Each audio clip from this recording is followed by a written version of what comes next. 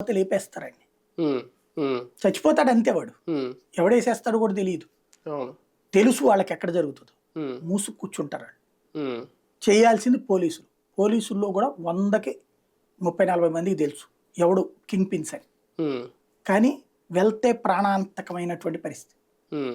అందుకని మీరు సినిమాల్లో చూపెట్టే విలనిజం వాటిట్లోనే ఉంటుంది. అవును. హ్మ్. ఇప్పుడు ఇక్కడ ఎందుకు పెట్టుకుంటారు అంటే పోర్ట్ ఏరియాల్లోనే జరుగుతాయి ఇవి. అవును. అంతే. అవును. ఎందుకు? డ్రగ్స్ ట్రాన్స్‌పోర్టేషన్ ట్రాన్స్‌పోర్టేషన్ సులభం. ఈజీగా ఉంటది. అంతర్జాతీయంగా డ్రగ్స్ రవాణా అనేటువంటిది కొన్ని దేశాలకి ఒక వ్యాపారం.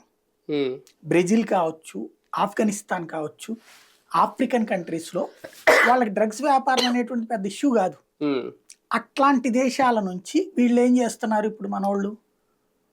ఏదో ఒక వెరైటీ అక్కడి నుంచి కొంటున్నట్టు చెప్పి హ్మ్. దాంట్లో తెప్పించారు. అవును. ఈ సంధ్య అనే సంస్థకి అది ఖచ్చితంగా తెలుసు. ఆక్వా. హ్మ్. తెలియకుండా అనేది హ్మ్. ఉండదు. హ్మ్. ఎందుకు అంటే అన్ని సామాన్లు తీసుకెళ్ళి హ్మ్. సిబిఐ వాళ్ళు వస్తారని ముందే తెలుసు వాళ్ళకి. హ్మ్. మేబీ ఇంటర్పోల్ అలర్ట్ అన్నటువంటిది హ్మ్. దేశాలన్నిటికి వెళ్తది. హ్మ్.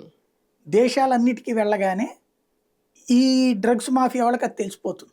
ఓకే. హ్మ్. మాఫియా వాళ్ళు వీళ్ళకి ఇంటిమేట్ చేశారు. చెయ్యకపోతే సిబిఐ రాక కంటే 2 రోజుల ముందే హ్మ్. డాక్యుమెంట్లన్నీ తీసేశారు అక్కడి నుంచి.